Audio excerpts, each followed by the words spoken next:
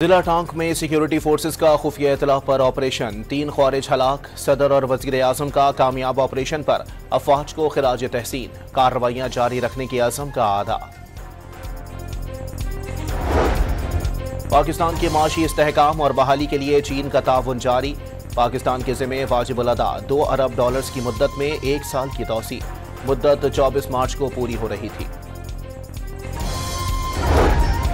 हुकूमत और IMF के तकनीकी सतह की मुज़ाकरात मुकम्मल।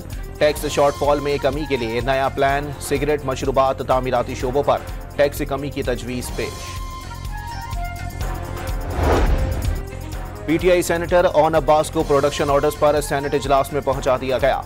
एजाज चौधरी को पेश न करने पर चेयरमैन सेनेट बरहम, मामला कमेटी को इरसाल। और OIC ने गजा से जबरी मुंतकली का मंसूबा मुस्तरद कर दिया।